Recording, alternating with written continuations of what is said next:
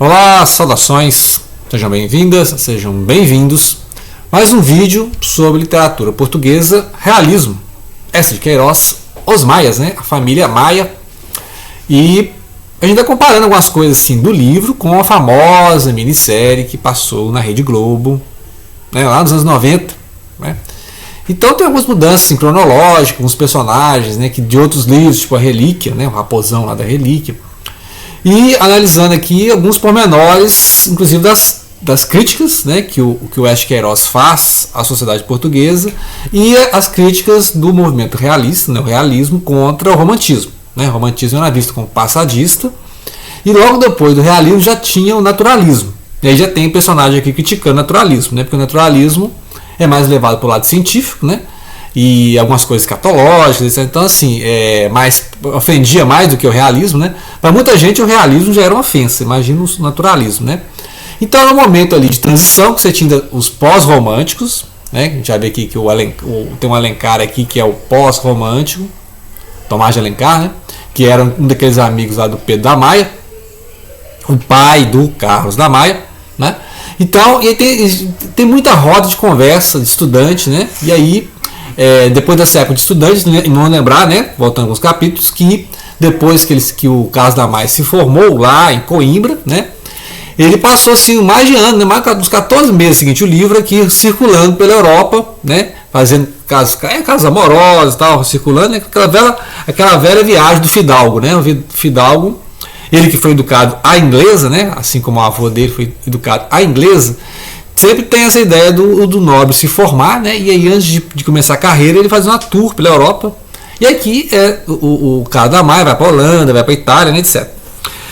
E aí tem um amigo, né? A gente viu que tem volta um amigo Ega, né? O João da Ega, que é aquele estudante de direito que tem uma família de devotos, só que ele é anticlerical, né? Então ele acusa que um dos problemas de Portugal é o clérigos, né? Os clérigos, a igreja, né?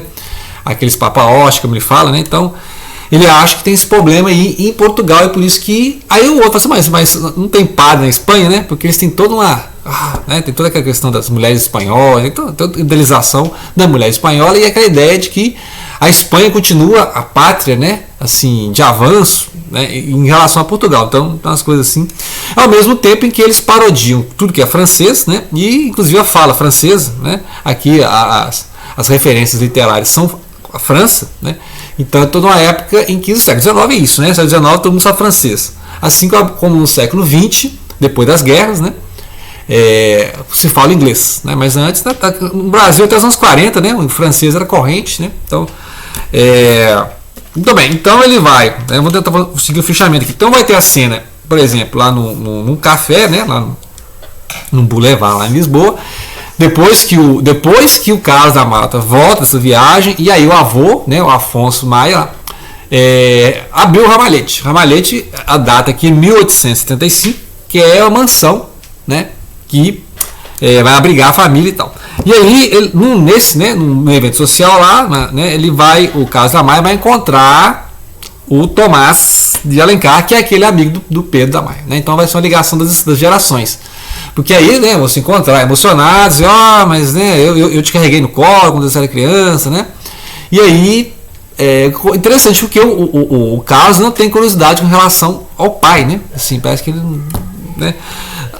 Depois que parece que vai ter a cena de que ele vai entrar no quarto, então uma coisa assim. Então não vamos adiantar, vamos tentar seguir aqui porque tem muito detalhe, né? Parece aqui me parece, pelo menos na parte que eu li, que o objetivo aqui do Eça de Queiroz é fazer um painel de época, né? Fazer um grande painel de época, com classes sociais, né? Coisa que o Balzac fazia, e ele tenta fazer isso num livro só. Então algumas cenas ficam meio desconexas. Ele não segue uma linha narrativa direta, porque ele vai voltando em outros casos, né? Então, assim, é complicado fazer uma adaptação desse, porque lá na minissérie eles pegam algumas linhas, alguns personagens, né? E vão inserir outros personagens de outro livro, igual a Relíquia, igual eu falei, né? Mas é interessante que tem falando do Balzac, tem uma Vila Balzac aqui, que é onde fica o Ega, né? O Ega. E aí ele convida, né, o Carlos vai ficar batendo lá para chamar os serviçais e tal. E é interessante isso também, a questão o pano de época aqui e de classe, né, é sempre os fidalgos, né? A classe alta, a classe média. Então eu vejo pouco trabalho com os serviçais, que aparecem mais, por exemplo, nos romances do Zola, né? Já que você falou de naturalismo, e ele fala do Zola aqui em alguns momentos, tem umas referências. O Zola já vai ser aquele autor mais proletário, né? Ele vai incluir a classe trabalhadora em vários momentos, né? Vai contar o livro em Germinal, ele vai falar da classe do pessoal do carvoaria, né? Pessoal dos mineiros. Então, eu vejo uma falta disso aqui no S. de Queiroz. Ele trabalhar mais os serviçais, né? Tem um outro serviçal aqui, tem um serviçal assim, mais tipo, administrador, igual o Vilaça, né? Vilaça trabalha muito assim, né, que é o gerente lá, inclusive quando vai o Carlos montar o consultório, quem cuida dessa parte burocrática, de alugar imóvel, escolher mobiliário, é o Vilaça, né? Muito bem, e aí essas referências então, tem várias referências à literatura francesa, obviamente, o Balzac, Flaubert, né, Madame Bovary, ao Baudelaire e, né, Zola, então são os mais, Flaubert, Baudelaire, Balzac, Zola, né? E aí, ao mesmo tempo, aí tem aqueles que defendem que a arte deve mostrar o que a vida é, então o realismo, né, que ele faz aqui é isso. Os românticos, que a ideia da arte é uma idealização, né? A arte é uma fantasia, você cria livremente, né? Então a arte seria uma fantasia. E aqueles que são mais darwinistas ou darwinistas, que são os mais naturalistas, vão para o naturalismo, que não, você tem que escavocar a realidade e mostrar o lado B da realidade. Então você tem as três escolas coabitando aqui e as discussões literárias, né? Porque o Carlos é um médico, mas ele vive na roda dos literários. E quando ele passa a frequentar o meio social do avô, aí tem lá os ingleses, né? O amigo inglês, né? O próprio Alencar, que é esse que foi amigo do pai dele, né? O Pedro.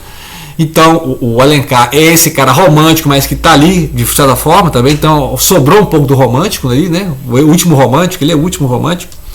E então o Carlos fica ali montando esse consultório, tentando formar, né, sua clientela, e ao mesmo tempo que ele vive nessa vida boêmia, né, diversão. Aí vai mostrando essa crítica a essa vida lúdica, né, faraônica, alienada da classe média alta dos fidalgos, né. E aí eles ficam ali em esportes, em jogos, né, esgrima, tudo assim, para matar o tempo, né. Igual as clássicas jogando sinuca, jogando boliche. Então aqui sempre tem aqueles salões, né, aqueles saraus, e aí vai o pessoal lá, os convívios, os comensais, né, o pessoal que vai, igual os romanos do Machado de Assis, né, que é a mesma época, né, 1880, que é aquele pessoal que chega na hora da janta, né, sempre tem aquele amigo que chega na hora da janta, o cara vai lá conversar, depois fica ali até umas 9, 10 horas, e vai para um sarau, vai para o teatro, né, sempre tem uma ópera. Então essa vida sentiu o Carlos, nesse meio tempo vai montando o consultório e vai tendo seus contatos, suas relações aí, né? Na vida amorosa e tal, boêmia, mas ainda não teve. Então pergunta, e o seu grande amor e tal, assim, né? Né?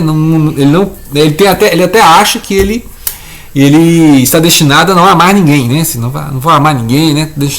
E aí vai tendo as várias referências, por exemplo, a cliente chega, né? A paciente chega no consultório e fala assim: ó, esse aqui é o gabinete do Dr. Fausto, né? E aí só falta o Mefistófeles, né? Mas eu falo assim, não, mas aí ele fala assim, não, para mim falta uma Margarida, né? Que é a Margarete lá, que é da história do Fausto. Então a referência ao Goethe aqui na história também. Então, ou seja, ele vai fazendo várias referências e sempre mostrando o Carlos na vida boêmia ao mesmo tempo em que, né? Ou seja, com esses amigos, né? É o momento ele fala de literatura, né? Esse momento que ele, enquanto escritor, vai defender as posições realistas, que é o sentido de a literatura tem que mostrar a vida, né? Não exatamente escavocar o chão para mostrar, né, a podridão, que aí ele jogaria para o naturalismo, né? Parece-me, né, considerando que os personagens que ele dá mais relevância é mostrar a vida como é. E os românticos aparecem como passadistas, né? Os românticos é igual os naturalistas, os parnasianos apareciam nos romances modernistas, né? Interessante. Então uma geração sempre está querendo passar a outra, né? Vocês já foram, né?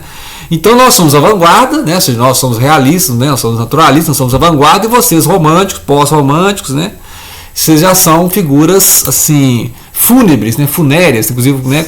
Muitas vezes o Tomás de Alencar, ele fala, ele tem tons fúnebres, né? Assim, um ar melancólico, aquela ideia do poeta romântico gótico, né? Mal do século. Então essa ideia.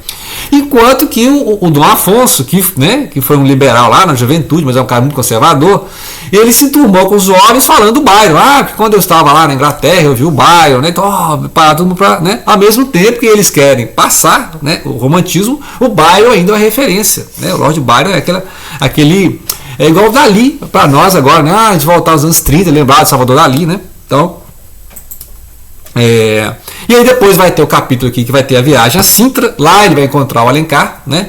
E aí vai ter outros casos amorosos, vai lembrar de uma certa encarnação, que é uma espanhola, né? Que não achei que é uma parte exata, mas na minissérie eles dão muita ênfase nesse personagem, que não aparece aqui, é uma passant, aparece uma outra que é chamada de Lola, Lolita aqui, que aí vai lembrar da outra, e fala assim, aquela encarnação, né? Que ele lembrava, que aí na minissérie está na época de estudante, né? Ele aparece na época de estudante, mas aqui não tem que voltar a reler, aquele romance tem que reler, né? Porque tem uns personagens, igual esse Tomás de Alencar, a gente estava lembrando, pra falar a verdade, né? Então, quando ele voltou para a história, você é aquele romântico, e é aquele poeta dos saraus, né, do Pedro da Maia. Aí eu lembrei, entendeu? Então é um romance assim, que você tem que fazer fechamento de personagem, porque tem personagem assim, que tem um núcleo dele, né, vai aparecer aqui, né, você vai lá, esse cara que trabalha com finanças, esse aqui é o músico, esse aqui é o poeta, esse aqui é o médico, né? E aí vai ter os fidalgos, obviamente. Então vai ter né, como eu falei, são uma pontual, né, assim, a vida pontual de eventos para matar o tempo, né? É uma classe que ganha bem, tem muito dinheiro, vive de rendas, né? E fica matando o tempo. Então vai pro teatro, aí vamos lá para o esporte, né? Vamos cavalgar, né? Vamos para caçada, vamos viajar, né? Então é essa vida por enquanto, é a vida do Carlos, né? Carlos Eduardo da Maia, né? E aí ele vai fazer essa viagem para Sintra, tal, né? O que vai acontecer? Em algum momento é que ele vai encontrar essa mulher, né? Esse grande par amoroso, para formar a história. Lá na minissérie eles tentam colocar, né, para não fugir com o telespectador, né, para que o telespectador não perca o interesse, eles já vão colocando paralela a essa mulher que ainda vai surgir, que não surgiu aqui, né? Então já vai colocando paralela, chegando, né? Então, ou seja, para quem vai escrever uma minissérie, ele tem que adaptar muito. Então, alguns núcleos que tem aqui não tem lá, e eles pegaram núcleos externos para engrossar o caldo, né? Por enquanto é isso, né? Então, por enquanto é isso. Até agora não aconteceu nada extraordinário. É um jovem, né? Um jovem médico, muito endinheirado, que vive esses dilemas, né? É um cara científico, mas que anda com os literatos, com o pessoal os pós-românticos, realistas. É um momento de definição em Portugal, né? Que é a ideia de uma monarquia mais liberal, que vai durar até o início do século XX. E, ao mesmo tempo, assim, ele está ali conversando com os fidalgos, né? A clientela dele são os fidalgos, que são os conservadores, e os amigos deles são liberais anticlericais, que se pudessem fazer uma revolução, não sei se socialista, né? Aí não sei se chegaria tanto, né? Porque eles falam que né? Eu acho que não, mas seria o liberalismo mesmo que eles façam, liberalismo é uma coisa fora de lugar aqui em Portugal, uma coisa tão importante, coisa de inglês, coisa de francês, né? Que é uma crítica que o Machado de Assis tem nos livros dele, né? Que essas ideias fora de lugar. A gente já viu lá o livro do Robert Schwartz, né? Que é isso, ou seja, eles estão falando de liberalismo, mas aqui não são conservador, né? O próprio Afonso da Maia, que foi um liberal, né? Foi exilado para a Inglaterra, mas as ideias dele são conservadoras, né? Ele não quer abolir tudo, né? Então, para alguns aqui interessa manter a religião, por exemplo, como uma forma de, né, manter a ordem social, né? Porque eles acreditam, né? Mas é interesse de classe, né? Então, ou seja, basicamente é um livro assim que ele tenta fazer um panorama de época, né? Coisa que o Balzac gastou vários romances, ele tenta colocar no romance. Então fica assim a gente fica meio perdido, porque ele tenta fazer vários núcleos acontecerem, né? Tudo girando em torno do Carlos, né? Meio episódico, tudo em torno do Carlos, mas aí o Carlos, que é o centro aqui, falta um outro par, né? O par romântico. Cadê o par romântico, né? Porque lá no início do livro já tem o pai e a mãe, né? O pai e a mãe, o Pedro lá, com a Maria Montfort, né? Então já tinha esse par amoroso, que aí justamente é o núcleo romântico. A história já começou romântica, né? Já começou romântico. E agora ele vai mostrando a vida como ela é, que é o estilo do realismo. E aí agora vamos ver como é que ele vai fazer para incluir agora esse par romântico sem ser romântico, né? Como é que ele vai fazer? Será que vai ser tipo um Dom Casmurro, né? O Dom Casmurro é uma história de amor, só que é o estilo realista, né? O Dom Casmurro é uma história de amor, é uma história de drama familiar, só que ela não é romântica, né? Porque justamente é outra, Machado de Assis mais amadurecida, etc, né? Ok? Então fica aí a dica, né? Vamos ver até quando a gente vai ler Os Maias, né? Grato pela atenção e não deixem de compartilhar.